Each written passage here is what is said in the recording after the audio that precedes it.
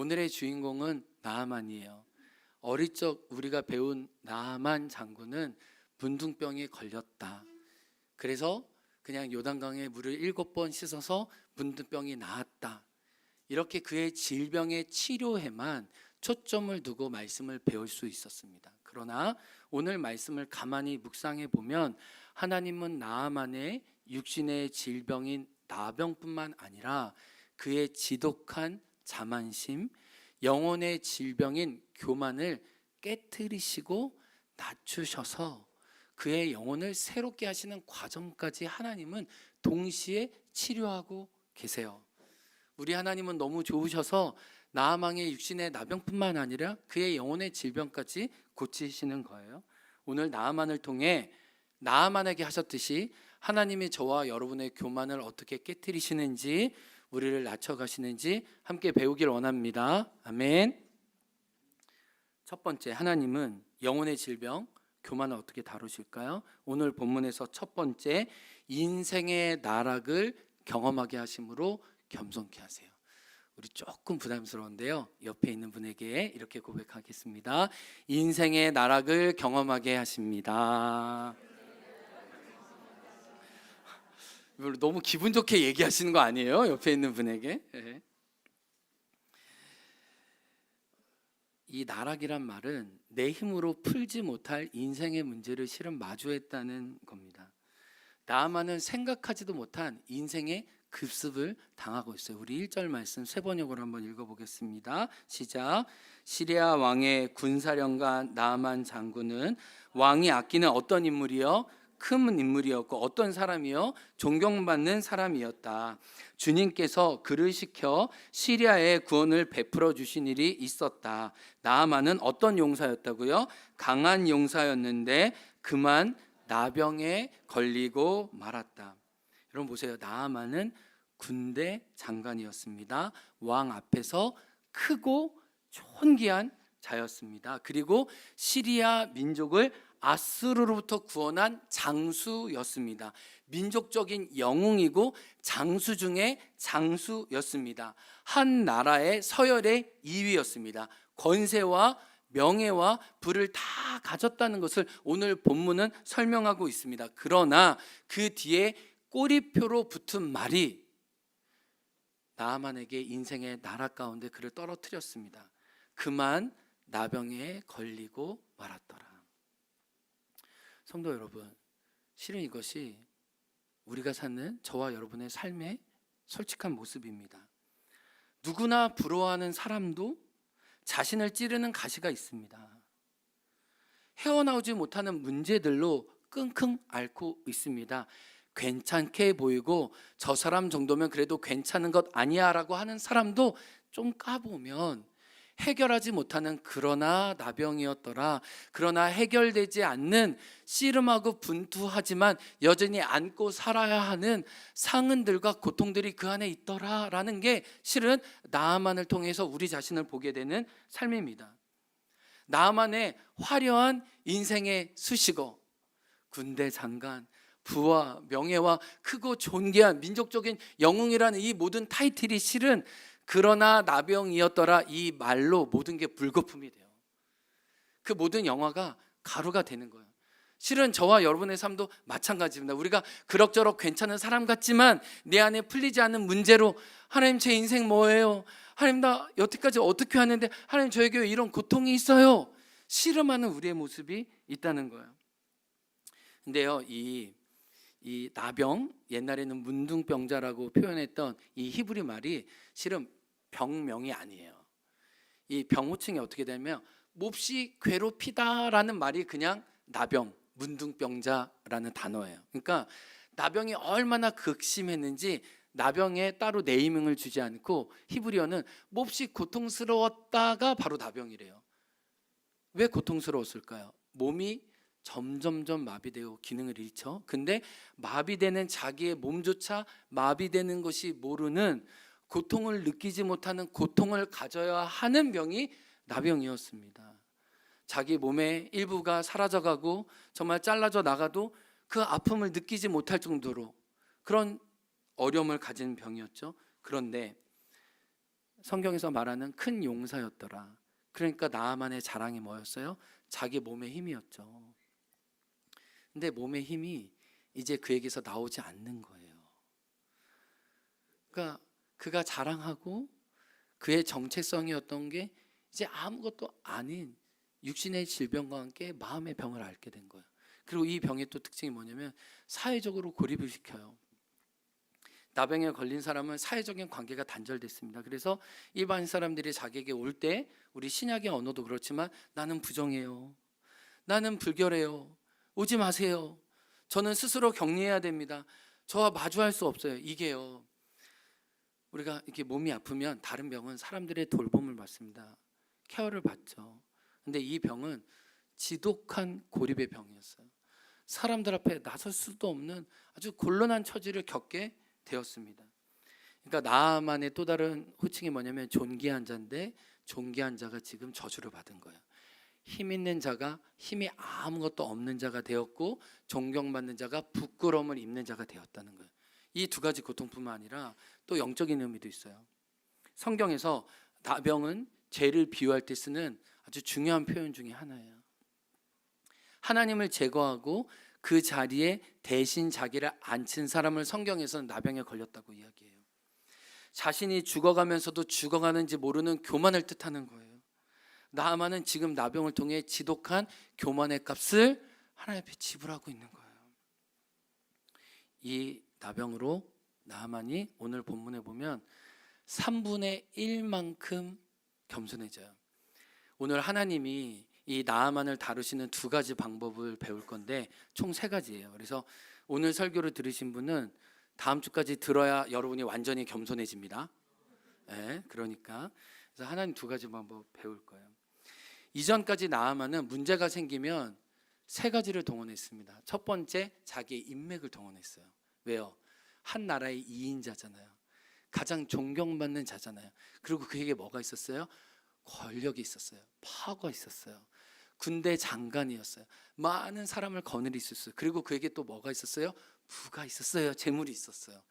이 세상에 웬만한 문제, 아니 실은 거의 100이면 100, 자기의 인맥과 권세와 돈으로 다 해결했다고요. 그런데 나병은 불치의 병이에요. 그러니까 시리아의 2인자가 질병에 걸렸음에도 불구하고 시리아에서 의사들이 그를 치유할 사람이 아무도 없었습니다. 애굽이나 아수라나 모든 정말 의사들을 수입해서 존귀한 자의 치료를 받을 수 있었는데 아무 치료도 받지 못했고 효험도 없었을 거예요. 그 절망 가운데 있었다는 거예요. 근데 자기가 가진 것으로 해결되지 않는 인생의 나락을 경험하니까 그때서야 겸손해진 거예요. 그러면 나아만이 겸손해졌다는 걸 어떻게 알 수 있을까요? 겸손함의 표지가 오늘 본문에 나와요. 작은 자의 말에 귀를 기울이게 돼요. 평소에는 전혀 거들떠보지 않았던 그 소자의 이야기에 자기 인생의 방향을 바꾸고 있다는 것을 오늘 본문은 보여줘요. 우리 세 번역으로 2절과 3절 한번 읽어보겠습니다. 시작. 시리아가 군대를 일으켜서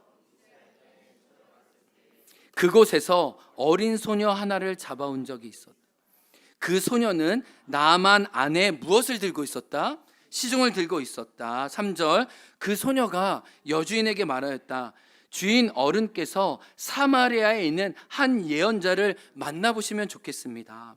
그분이라면 어른 나병을 고칠 수가 있을 것입니다. 나아만은 자기네 집에서 신분이 굉장히 높은 사람이었어요. 자기의 방이 따로 있었고 자기가 거스리는 어떤 포로, 하인들, 시종들이 정말 많았겠죠. 그런데 오늘 지금 나아만이 귀를 듣고 움직이는 사람은 누구입니까? 종 중에 가장 종, 그것도 말이 잘 통하지 않고 어리석은 아주 어린 아이라고 일컬어지는 이스라엘 포로의 종의 이야기를 듣고 있어요. 평소 같았으면 상종도 하지 않았을 그 어린아이의 말을 들을 정도로 나아만은 교만을 깨트리고 겸손해졌다는 거예요. 나아만이 오늘 본문에 얼마나 절박했는지 그 이스라엘 포로 소년의 이야기를 듣고 바로 아람 왕에게 나아가요. 여차저차하니까 이스라엘의 저를 구원할 방법이 있다고 합니다. 왕이 허락해 주소서. 얼마나 낮아졌는지, 얼마나 그 영혼이 정말 절박함에 사로잡혔는지 평소 같아서 에이 물러가 라고 했을 그 아이를 통해 인생의 방향을 선회하고 있다는 거예요. 여기에서 하나님이 우리에게 주시는 메시지가 있습니다. 우리가 크고 높은 자리, 내 자아가 부풀려진 자리, 사람들의 칭찬과 존경만 받는 자리에서는 하나님의 구원의 음성을 우리가 듣지 못한다는 걸 알아야 돼요. 복음의 소식은 낮은 데로 임합니다. 광야로 내려가야 주님의 음성을 들을 수 있다는 거예요. 깨어진 곳에서, 절박한 곳에서 주님의 음성이 들립니다. 구원은 낮은 곳에 있다는 거예요. 우리 따라해 볼까요? 낮아져야 주님의 말씀이 들립니다. 다시 한번 뒤에 있는 분들에게 낮아져야 살아계신 하나님의 음성을 들을 수 있습니다. 우리가 좋아하는 나태주 시인이 있어요. 우리가 주일마다 외쳐요. 자세히 보아야 예쁘다, 오래 보아야 사랑스럽다, 너도 그렇다. 나태주 시인이요, 그분의 책을 제가 나오는 대로 읽는데, 그분이 자기 책에서 뭐라 그러면 자기를 구원한 문장이 있대요. 그게 한 문장인데 너도 그렇다. 이 들꽃이란 시에서 마지막 문장이 너도 그렇다잖아요. 이 5글자 한 문장이 실은 자기를 구원했대요. 근데 그 나태주 선생님이 초등학교 교사로 은퇴하셨잖아요.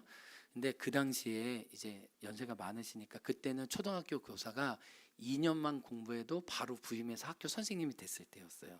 이분이 20대 초반부터 학교 생활을 오랫동안 했으니까 1980년대 말에 이분이 이런 생각이 들었어요. 나는 교사 말고 교수 되고 싶다. 나도 좀 힘을 가지고 있는 사람이 되고 싶다라는 마음이 스물스물 올라왔는데 자기에게 기회가 주어졌다는 거예요. 교사들의 경찰관인 장학사가 되었어요. 저도 초등학교 5학년 6학년 때 생각이 나요. 선생님과 교장님이 장학사가 온다 그러면 애들을 잡아요. 그냥 교실에서 뛰는 애들 막 쥐어 패고 그냥 막 안 닦던 바닥을 닦기 시작하고 막 창문은 막 또 닦고 그리고 장학사가 오는 날이면 막 쥐 죽은 듯이 조용해요. 막 평소에 공부 안 했던 애도 막 그날만큼 선생님이 사정을 하든지 막 잡아요. 그 역할을 나태주 장학사가 한 거예요. 그러니까 자기에게 권력이 생기고 자기가 사람들을 평가할 수 있고 지락펴락할 수 있으니까 어느새 자기도 모르게 교만해졌다는 거예요. 그래서 자기가 장학사니까 사람이 이 저녁마다 자기를 부르더래요. 그래서 고깃집에 가고 횟집에 가고 사람들에게 대접을 받는데 처음에는 그게 불편하다가 어느 순간 그게 너무 좋더래요. 자기가 고기를 집지 않아도 고기가 자기 앞에 놓여 있대요. 자기가 회를 떠먹으려고 해도 이미 좋은 회가 자기 앞에 있다는 거예요. 제가 물을 따르지 않아도 물을 따라주는 사람과 여러 서비스를 해주는 사람들이 자기에게 있는데 어느 순간 거기에 너무 익숙해지더래요. 너무 그게 좋더래요. 많이 먹어도 늘 그 경제적인 문제가 있었는데 돈을 사람들이 다 지불해 주니까 이 장학사 할 만한데 이런 생각이 드는 거예요. 그런데 어느 날 이게 장학사님이니까 사람들이 음식점에서 나갔다가 이제 신발을 신으라고, 그 당시에는 다 신발을 벗고 음식을 드셨으니까 신발을 바로 앞에 놓아주는데 불편했다는 거야. 아이 뭘 이렇게까지 해, 신발 내가 하면 되는 거 아니야? 근데 사람이요 교만해지면 다음부터 일부러 자기가 식당에서 일어날 때 거드름을 피웠다는 거예요. 신발 앞에 똑바로 놓을 때까지 나 천천히 나갈 거야. 나 나태주 장학사인데 나에게 합당한 대우를 해야 되는 거 아니야.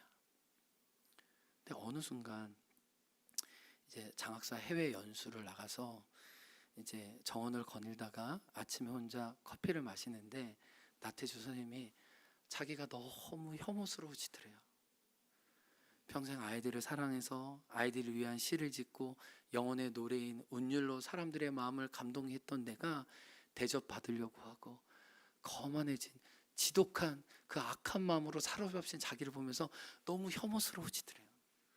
그리고 마지막 찻잔을 내려놓으면서 나 이제 다시 한국에 돌아가면 학생들이 있는 곳에 갈 거야 라고 결정을 하셨대요. 사람들이 다 만류했는데 좋은 장학사 자리에 만류하고 다시 학교로 들어가신 거예요. 그때 교감님이었습니다. 근데 그때가 5월이었어요. 지금도 막 수국 폈죠. 그리고 교회 앞에 백합 핀 거 아세요? 지금 우리 마음이 지옥이어서 수국 핀 것도 모르고 대파 핀 것도 몰라요. 근데 아이들하고 있으니까 꽃이 보이더래요. 자연이 보이더래요. 이 풀들의 노랫소리를 아이들에게 들려주고 싶대요. 교감님이 아이들을 모았어요. 상서초등학교 아이들. 그리고 들꽃, 이 학교 주변에 있는 꽃들을 찾아가면서 이렇게 말한 거예요. 얘들아, 자세히 보아야 예뻐. 오래 보아야 사랑스러운 거야. 그리고 마지막 말이 아이들 너희들도 그래. 서로 그래. 이 워딩을요 그냥 그대로 적은 게 시가 된 거예요. 이게 2002년의 일이에요. 근데 2012년이었을 거예요. 광화문 교보문고 큰 빌딩에 사람들의 마음을 감동해 하는 글귀를 쓰는데요. 자세히 보아야 예쁘다. 오래 보아야 사랑스럽다. 너도 그렇다가 걸리면서 나태주 시인이 시인으로서 사람 가운데 자기 자신을 드러내게 돼요. 책에서 얘기해요. 저는 너무 제 자신이 혐오스럽습니다. 교만하고 거드름 피우는 나를. 그러나 내가 아이들 자리에 갔을 때 제가 저다웠고 그 겸손이 영혼의 시를, 사람들을 치유할 수 있는 시를 만들어 냈습니다. 이 시가 좀 새롭게 다가오죠. 한번 다시 해볼까요? 자세히 보아야 예쁘다. 오래 보아야 사랑스럽다. 약간 부담스럽지만 아까 전에 옆에 있는 분이 나락에 떨어질 겁니다 이렇게 얘기했잖아요. 그러니까 다시 한번 당신도 아름답습니다 한번 고백하겠습니다.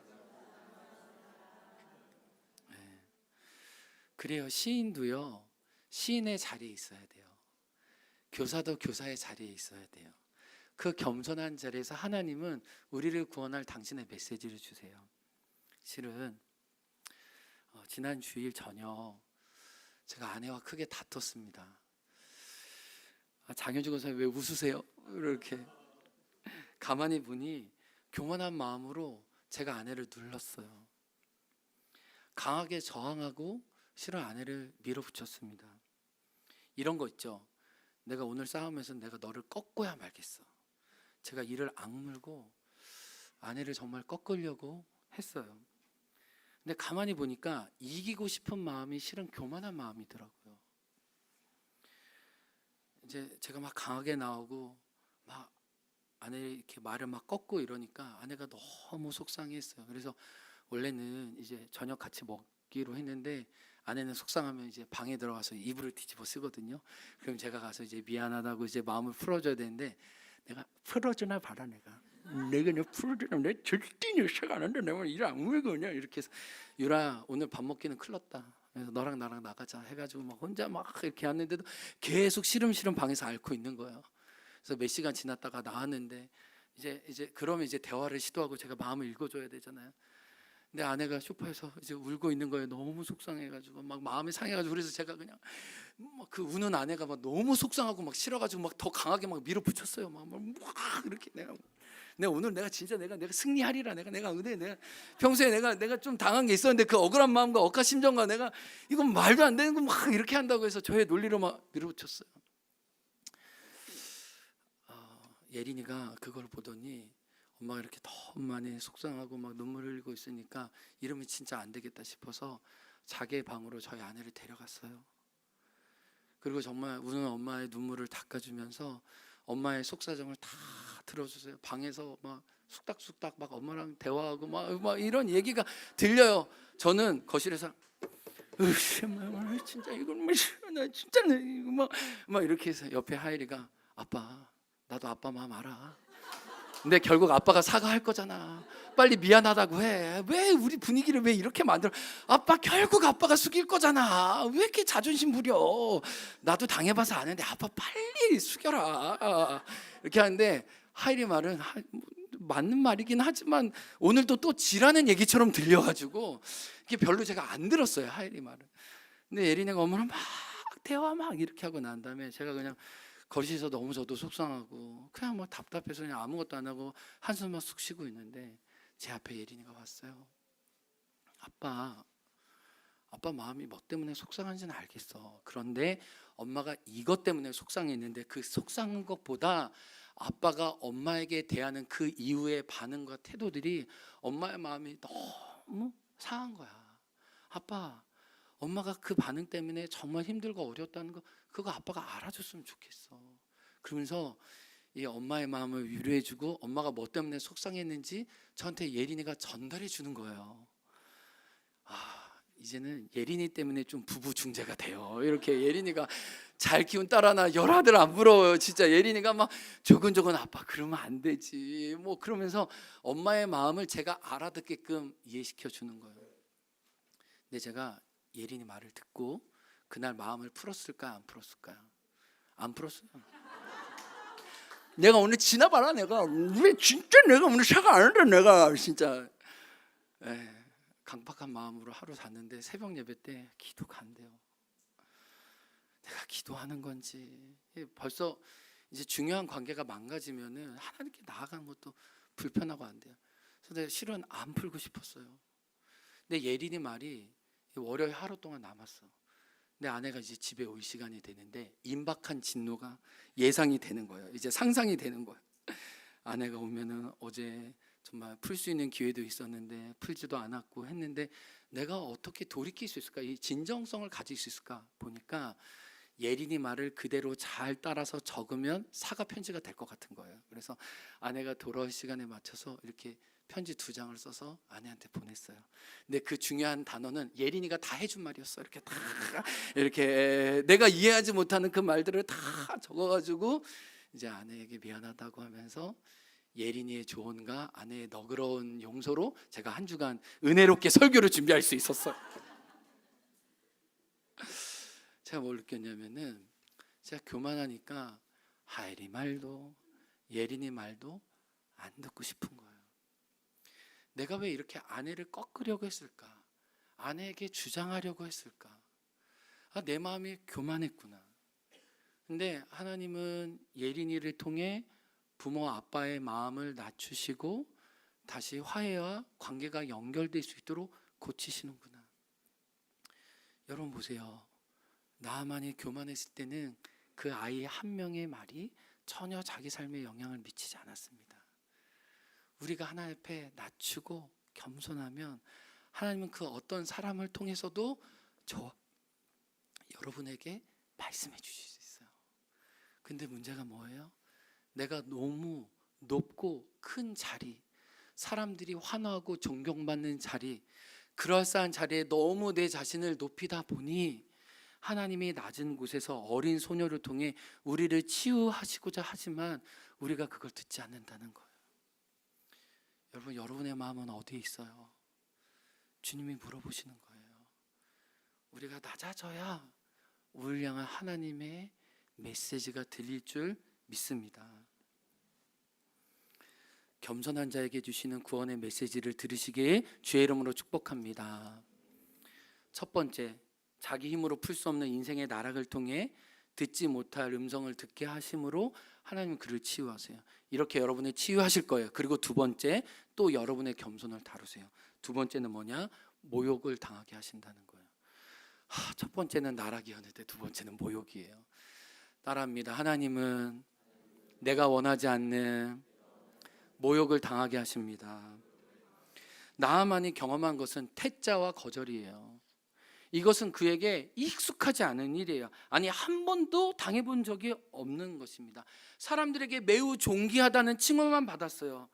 얼마나 대단한 사람인가 하면 시리아 왕도 나아만의 치료를 위해 왕의 창고를 열었습니다. 5절 하반절에 보면 나아만이 곧 떠날 새 은 10달란트와 금 6,000개와 의복 10벌을 가지고 가서, 한번 오늘날 말로 정리해 볼게요. 시리아는 명품 옷으로 유명했습니다. 온 나라에서 옷을 사러 아람 시리아 왕에게 왔어요. 그 왕의 의복 명품 중에 10벌을 따로 줬다는 겁니다. 이거는 그 나라에서 만날 가장 존귀한 자에게 줄 선물을 이미 10벌이나 챙겨준 거야. 한두 벌도 아니고 10벌이나 챙겨준 거예요. 그러니까 얼마나 나아만이 가진 위세가 대단했습니까? 그리고 아람 왕이 한 게 뭐예요? 은 10달란트, 요즘 말로 하면 은 340kg, 금 6,000개는 금 68kg. 정말 어마어마한 겁니다. 이것뿐만 아니라 수많은 말들과 병거들을 가지고 이스라엘 땅에 도착한 거예요. 이 규모를 보고 이스라엘 왕이 완전히 쫍니다. 오늘 중간에 말씀을 보면 옷을 찢어요. 왕이 통곡을 해요. 야, 치료하러 온 게 아니라 우리 땅을 정탐하러 왔네. 이제 우린 끝났다. 이 나만 장군과 이 아람 왕이 우리를 정탐하러 왔네. 이제 우리를 죽었다. 막 통곡하고 울어요. 그러니까 엘리사가 왜 그러냐고 말하잖아요. 그 나만 장군이 왔는데 이제 엘리사가 어떻게 해야 돼요? 그 존귀하고 큰 자가 왔는데 일반적인 상식이라면 완전히 그냥 막 맨발로 나아가서 막 굽신거리면서 자리를 마련했더라. 일어나요? 아니에요. 하나님은 철저하게 그를 나병에 떨어뜨리실 뿐만 아니라 그를 거절해요. 모욕해요. 무시해요. 왜요? 그의 교만을 대하시는 하나님의 방법이에요. 우리 9절 10절 말씀 읽겠습니다. 시작. 나아만이 옛 말들과 뭐를 거두리고요? 엘리사의 집 문에 서니 엘리사가 사자를 그에 보내 이르되 너는 가서 요단강에 몸을 7번 씻으라. 내 살이 회복되어 깨끗하리라 하는지라. 10절이 잘못됐죠. 나만이 왔으면 엘리사는 왕이시여 왔습니까? 내가 당신을 얼마나 기다렸는지 압니다. 누추한 우리 집에 오셨다고요? 자, 당신을 위한 룸을 마련했습니다. 이제 여기서 치료를 어떻게 시작할지 알파 오메가부터 제가 다 알려드릴게요 라고 구구절절절절절 얘기해야 돼요. 근데 엘리사는 그렇지 않아요. 단호해요. 심플해요. 그리고 자기가 나간 것도 아니에요. 자기는 집 안에 있어요. 종을 시켜 나아만을 마주하게 합니다. 그리고 히브리어 성경을 보면 명령법으로 심플하게 말해요. 너는 가서 씻으라. 요단강에서 7번. 끝. 나아만이 기대했던 게 아니에요. 존귀한 자, 큰 자, 내가 많은 걸 가지고 왔는데 나를 이렇게 맞는다고? 그것도 종을 시켜서? 그리고 나에게 명령한다고? 여러분, 하나님이 왜 그러실까요? 하나님은 엘리사를 통해 나아만의 교만을 꺾으셔야 했던 거예요. 원래 엘리사는 그렇게 치유하는 사람이 아닙니다. 한 장 앞장 열왕기하 4장에 보면은 수넴 여인의 아들을 살려줄 때 엘리사가 하나님 앞에 어떻게 하는지 아세요? 그게 진짜 엘리사가 가진 영성이에요.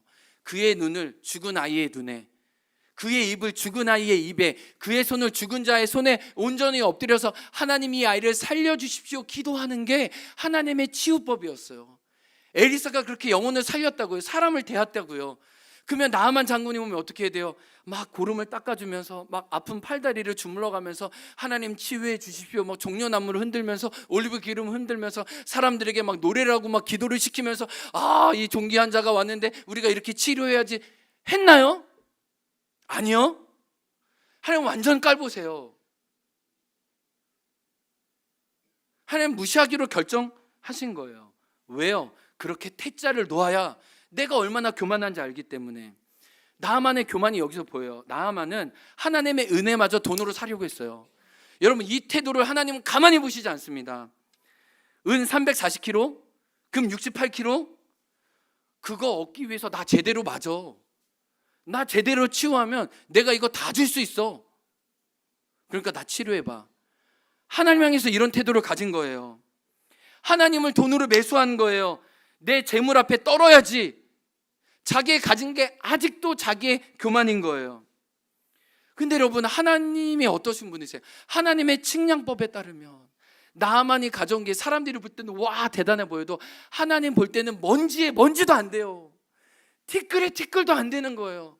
나만이 자기 것을 뻐기고 있는 거예요. 하나님께 치료해달라고 거래하려고 하는 거예요. 밀당하는 거예요. 하나님은 거절하시는 거예요. 우리 이사야 40장 12절과 15절 말씀 읽어보겠습니다. 시작. 누가 바닷문을 손바닥으로 떠서 헤아려 보았어? 뼘으로 하늘을 재어 보았느냐? 누가 온 땅의 티끌을 대로 대어 보고 산들을 어깨 저울로 달아보고 손거울로 달아보았느냐? 그에게는 문 나라가 고작해야 두레박에서 떨어지는 한 방울 물이나 저울의 티끌과 같을 뿐이다. 섬들도 먼지를 들어 올리듯 가볍게 들어 올리신다. 온 열방이 한 통의 먼지 같고 한 통의 물 같은 그분에게 드린다고 하나님의 것을 찾아오고 가져올 수 있을까요? 여러분, 그렇지 않아요. 여러분, 우리가 하나님 앞에 나갈 때 조심해야 돼요. 우리가 하나님을 위해 한 게요, 나의 의가 되면 안 돼요. 제가 빌립보서 3장 말씀을 마음에 새깁니다. 사도 바울은요, 하나님 위해 한 일조차도 배설물로 여겼어요. 하나님 위해 이룬 업적과 수많은 기사들이 자기를 교만하게 할 줄 알았어요. 그래서 그것까지도 해로 여기고 뒤로 여겼어요. 제가 중학교 1학년 때 주님의 뜨거운 사랑을 만나고 주님을 위한 열심히 봉사를 했어요. 개척교회 목사 아들로 개척교회를 열심히 섬겼다고요. 주일학교 봉사를 중학교 2학년부터 보조 반사로, 또 고등학교 3학년 때는 제가 주일학교를 다 인도할 정도로 그렇게 교회 열심히였다고요. 청소면 청소 뭐 하는 거면 다 했다고요. 그런데 제가 알았어요. 고등학교 때 저는 이미 바리새인이 돼 있었어요. 이미 나의 오름과 나의 어떠한 그 종교적인 행실로 하나님과 거래할 수 있고 우월한 위치를 이미 가졌어요. 그래서 제가 말씀드렸잖아요. 교회에서 찬송하고 땡까땡까 하는 형들, 제가 빗자루질하면서 삿대질하면서 야 이놈들아, 제가 형들에게 덤볐다가 제가 옥상에 끌려가서 맞은 거예요. 제가 이렇게 제가 진단해 보니까 제가 좋은 행실로 하나님과 거래한 거예요. 하나님과 괜찮다고 생각한, 근데 그게 아니에요. 우리가 좀 뭔가 주님 위해 뭔가 했다 할수록 그게 나에게 해가 될 수 있다는 걸 하나님께 고백해야 우리가 끝까지 하나님께 사용될 수 있어요. 이 말씀 묵상하는데 주님이 저에게 수로 보니기니야 여인의 마음을 가지라고 그렇게 하신 것 같았어요. 마태복음과 마가복음에 이 여인이 나오거든요. 이 여인은 이방 여인이었어요. 저주받는 사람이었어요. 사람들에게 놀림을 당하는 수치거리였어요. 근데 예수님의 기적과 예수님의 살아계신 행적을 보고 이 여인이 자기 딸 때문에 찾아와요. 예수님, 제 딸이 귀신이 들렸어요. 주님 치료해 주세요. 근데 예수님이 대자를 놓으세요. 거절해요. 너 이방 여인이지? 사람들이 너를 개라고 한다. 예수님 그 말을 그대로 인용하세요. 근데 수로보게냐 여인이요, 예수님 나 무시해? 안 되겠네. 그러지 않아요. 그가 그대로 받아요. 맞아요. 저 개 취급받는 사람이에요. 저 정말 볼품 없습니다. 그러나 개도 주인의 상에서 떨어지는 부스러기를 먹잖아요. 예수님, 저 그 부스러기라도 먹게 해주세요. 저 아무것도 아닌 줄 알거든요. 근데 당신이면 가능할 것 같아요. 아니 빵 전부 아니고 몇 조각만이라도 던져주시면 저희 딸이 나을 줄 알겠습니다. 예수님 말씀하세요. 너의 딸이 즉시 치료되었다. 귀신이 그 자리에서 떠나가요. 여러분, 우리 하나님과 거래하지 말아요. 하나님과 밀당하지 말아요. 하나님에게 어줍지 않은 우리 것 내어드리면서 이렇게 해달라고 하지 마세요. 그거는 종교인의 삶이지 하나님의 사람으로서 우리의 태도가 아니라는 거예요. 우리 소망이에요. 하나님, 당신의 부스러기라도 충분합니다. 이렇게 고백할 때 하나님의 은혜가 작용하는 줄 믿습니다. 이게 나하만의 교만을 하나님이 다루시는 방법이었어요. 또 오늘 본문에 나하만의 교만이 나와요. 나하만은 어떻게 교만했냐면 치료법마저도 자신이 생각한 대로 해달라고 했어요. 자기의 설정값이 있었습니다. 11절에 보면은 분해하면서 몸을 돌려 이제 자기 땅으로 가려고 해요. 분해했다는 말이 오늘 본문에 3번이나 나와요. 그러니까 모욕과 태차를 맞으니까 그걸 견딜 수가 없는 거예요. 자기는 낮춰서 엘리사에게 왔다고 하는데 엘리사가 자기를 계속 거절하니까, 그리고 자기가 원하는 치유 방법으로도 자기에게 온 게 아니라 듣도 보지 못한 요단강에 가서 일부분 씻으라는 말이 정말 미친 사람의 말처럼 들린 거예요. 근데 11절에 보면은 나하만이 생각했던 치료 방법이 있어요. 그의 하나님 여호와의 이름을 부르고 그의 손을 그 부위에 흔들어 나병을 고칠까 하노라. 그러니까 이게 뭐예요? 거대한 종교적인 의식과 상징적인 행위를 통해 사람들이 볼 수 있는 자리에서 아주 거룩한 치료를 나에게 해달라는 거예요. 내가 급이 높은 사람이니까 이 정도는 대우해 줘야 되는 거 아니에요? 치료 방법도 자신이 원하는 대로 설정하는 거예요. 그렇기 때문에 하나님이 너는 가서 요단강에서 일부분 씻으라, 이 말을 그렇게 분노한 거예요. 여러분 기억하세요. 하나님 늘 오르세요. 하나님은 언제나 좋으십니다. 아멘. 근데 왜 그 하나님의 메시지를 저와 여러분이 듣지 못해요? 내가 교만해서예요. 내가 교만해서 하나님과 거래하려고 하고 내 방법으로 하나님을 조정하려고 하기 때문에 나만의 분노가 실은 올바른 분노가 아니었어요. 얼마나 심플해요. 하나님의 구원의 은혜가 얼마나 단순해요. 내가 뭘 하지 않아도 은혜로 요단강에 가서 7번만 담는다면 하나님은 그 영혼을 그 몸까지 같이 구원하기 원하시는 하나님의 방법을 누가 거절한 거예요? 그의 교만이 그를 거절한 겁니다. 여러분, 하나님은 저와 여러분을 살리기 원하세요. 어린아이 살같이 새롭게 하길 원하십니다. 그래서 우리가 좀 아픔을 경험할 수 있도록 하나님 우리 삶에 거절을 주세요. 그때 우리가 그 사람과 싸우는 게 아니라 하나님 앞에 우리 자신을 돌이켜보는 거예요. 주님, 제가 교만했네요. 하나님, 제 설정으로 하나님을 자지우려고 했네요. 하나님, 이것마저 내려놓습니다. 하나님은 늘 옳습니다. 언제나 어디서나 당신의 백성은 참입니다. 하나님, 그 참인 당신의 방법을 내가 순종합니다. 주님만이 왕이십니다. 주님만이 왕이십니다. 그래서 주님이 가라면 가고 주님이 있으라면 있을게요. 이 마음을 원하시는데 하나님, 내 마음으로 하나님의 멱살을 잡고 하나님을 조정하려고 했으니 주님, 제 교만이 저를 깨트렸습니다. 성도 여러분, 나만이 겪는 분노를 여러분이 겪고 계세요? 주님 말씀하세요. 좀 성찰해 보세요. 하나님이 오르신데 여러분의 오름에 갇혀 있지는 않으세요? 사랑과 싸우지 마세요. 정직하게 하나님 앞에 성찰해 보세요.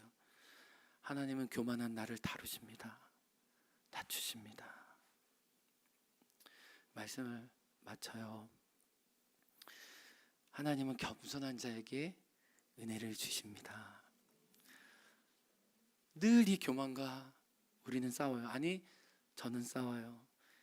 이 말씀이 저에게 너무 소중한 말씀입니다. 왜요?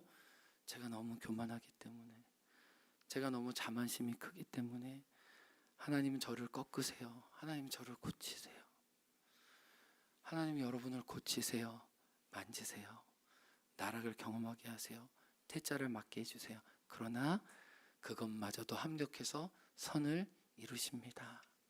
한 주간 여러분이 가는 곳마다 너희 안에 이 마음, 예수 그리스도의 마음으로 예수의 겸손을 통해 사람을 살리고 영혼들이 주님께 돌아오는 일들이 있기를 예수 그리스도의 이름으로 축복합니다.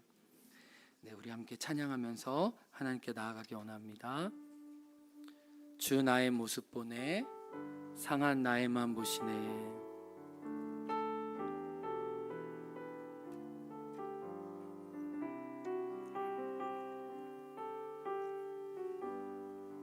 함께 고백해요. 주 나의 모습 보네, 상한 나의 맘 보시네.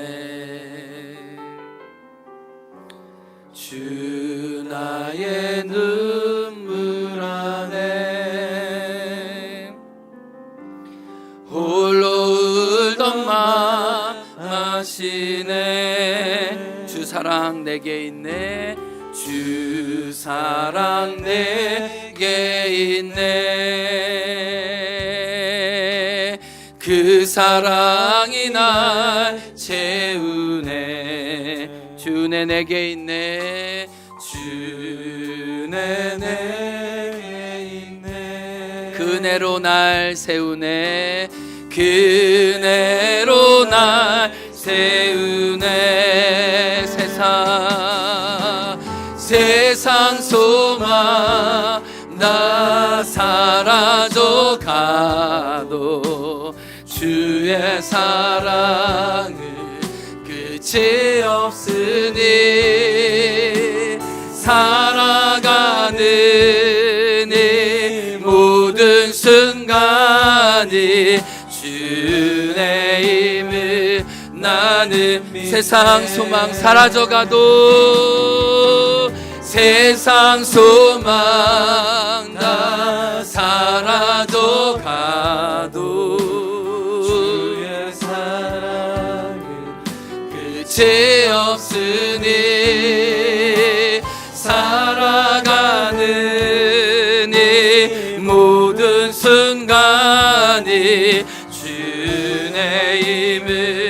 주여 주여 내가 비 오면 나갑니다. 주여 주여 내가 배우네 죄 노라실 때에 노라실 때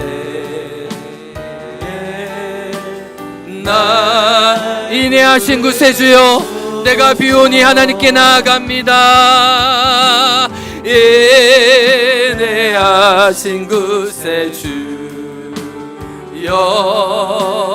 내가 비오니 죄 노라실 때 날 부르소서. 이 노라실 때 날 부르소서. 주님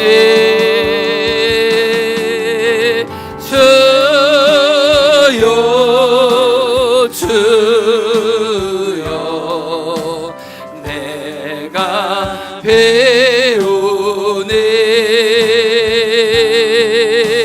죄 노라실 때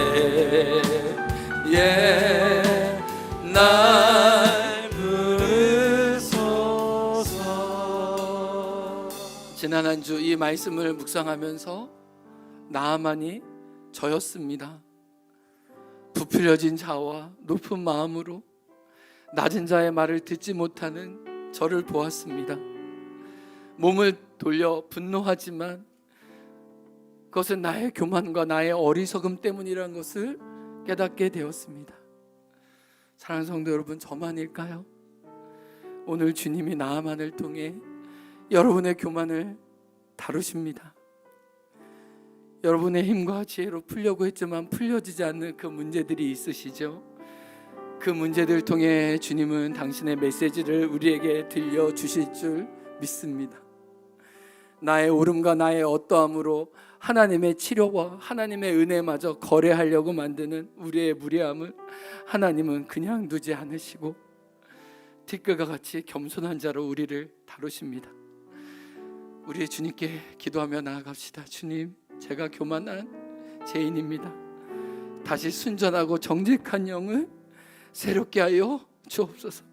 처음 십자가 부금 앞에 섰던 그 아이와 같은 마음으로 저의 영혼이 하나님께 설 수 있도록 저의 지독한 교만과 어리석은 자마심을 얼른 깨뜨려 주셔서 주의 마음이 내 마음에 있게 하여 주시고 주의 위로를 내 삶을 통해 사람들에게 나눌 수 있도록 저를 감동감하여 주시고 새롭게 하여 주옵소서. 우리 주여 한창하고 기도합니다.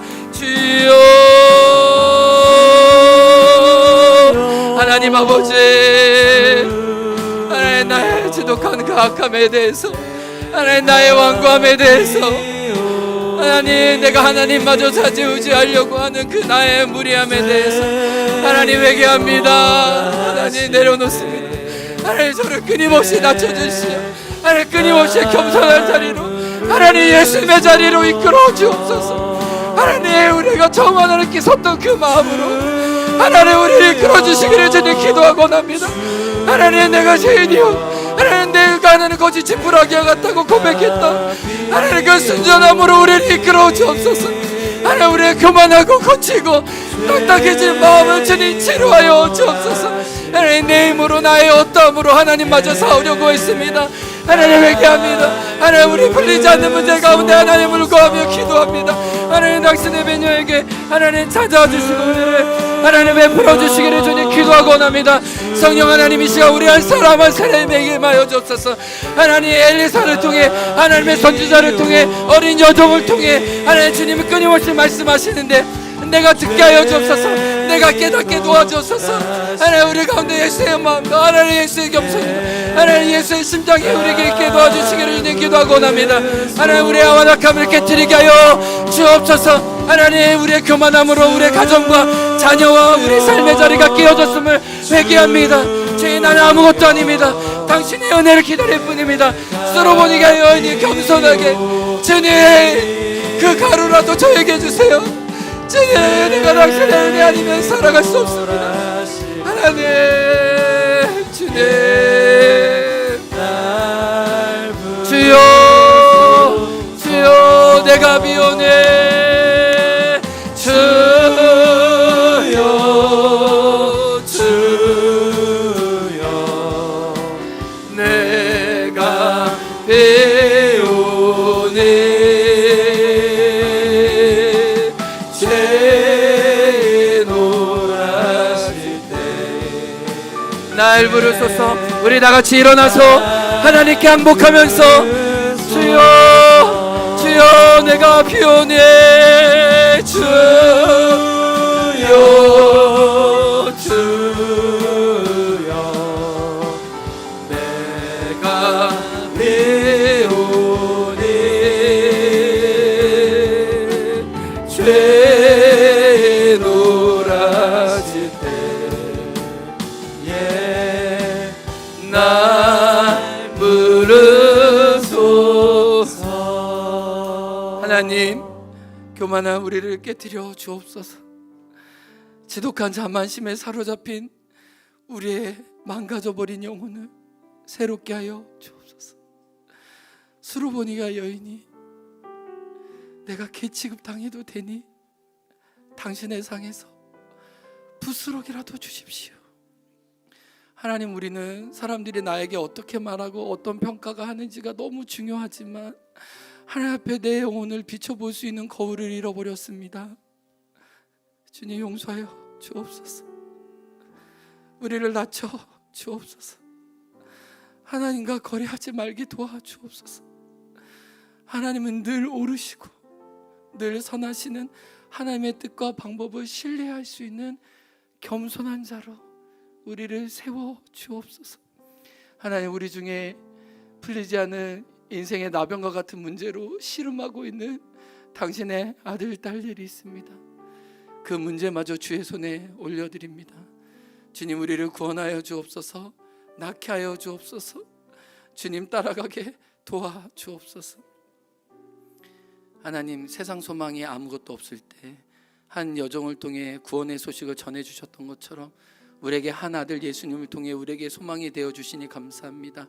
하나님, 이 자리에 나아갈 때 예수의 소망을 붙잡고 나아갑니다. 예수의 겸손으로 옷 입고 나아갑니다. 당신의 아들, 딸들 그렇게 축복하여 주시고 세상에 살지만 하나님의 빛의 아들로 살아가는 은혜를 허락하여 주옵소서. 각양 좋은 은사와 온전한 것을 주신 하나님께 이 예물과 함께 우리 자신을 번제물로 드립니다. 하나님, 받아 주옵소서. 하나님 홀로 높임을 받아 주옵소서. 감사하며 예수 그리스도의 이름으로 기도합니다. 아멘. 지금은 우리 구주 예수 그리스도의 은혜와 하나님 아버지의 사랑과 성령의 교통하심이 겸손하여 하나님의 구원을 경험하기 원하는 당신의 아들, 딸들 위해 지금부터 영원토록 함께하길 간절히 축원하옵나이다. 아멘.